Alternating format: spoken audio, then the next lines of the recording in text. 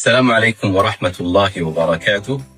معنا الضيف اليوم فضيلة الشيخ أحمد حنظلة، هو عضو في مجلس البرلمان البنغلاديشي وله باع في مستقبل السياسة البنغلاديشية، فنبغى كذا كلمات حلوة إن شاء الله نسمعها منه، فليتفضل مشكورا. وعليكم السلام ورحمة الله وبركاته. شكرا جزيلا أستاذ عبد الله، مرحبا بك في بنغلاديش. أستاذ عبد الله، أنا سعيد جدا إنك ترى بريطانيا والسعودية وجيت في بنغلاديش. الشيء اللي أبهرني هو حبك وانتمائك للوطن، فشكر خاص مني كعضو في مجلس البرلمان البنغلاديشي। আচ্ছা, এই যে আমরা যে এতক্ষণ আরবিতে কথা বললাম, শুনলেই তো কত ভালো লাগে।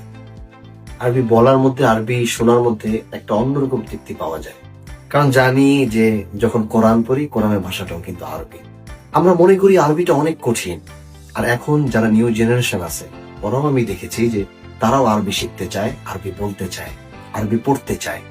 তো তাদের জন্য একটা সুন্দর সুযোগ থাকবে। আমার ফ্রেন্ড, ও মাশাআল্লাহ মাদিনা থেকে গ্রাজুয়েশন করে আসছে, 12 বছর একটা এক্সপিরিয়েন্স আছে। ও বাংলাদেশকে ভালোবেসে আসছে, ও বাংলাদেশের মানুষকে, নিউ জেনারেশনকে ও আরবি শিখাতে চায়। তো আমি তাকে ওয়েলকাম জানিয়েছি। এই জন্য আমি আর বেশি লম্বা কথা বলবো না, আমি ইন ডিটেলস হয়তো সবকিছু এখানে দিয়ে দিব। যারা আরবি শিখতে বা এরকম ফুসহা আম্মিয়া, যারা ফ্লুয়েন্ট কথা বলতে চায়, শিখতে চায়, পড়তে চায়, তারা অবশ্যই ওস্তাদ আব্দুল্লাহ ক্লাস করাবেন, ক্লাস নেবেন, শিখাবেন। যারা আগ্রহী থাকবে তারা অবশ্যই, যারা আরবিকে ভালোবাসে তারা অবশ্যই যোগাযোগ করে এই কোরআনের ভাষা, আরবিটা যে কত আনন্দ লাগে বলার মধ্যে, যাদের এটা ইচ্ছে করে, মন চায়, তারা অবশ্যই এটা করবে।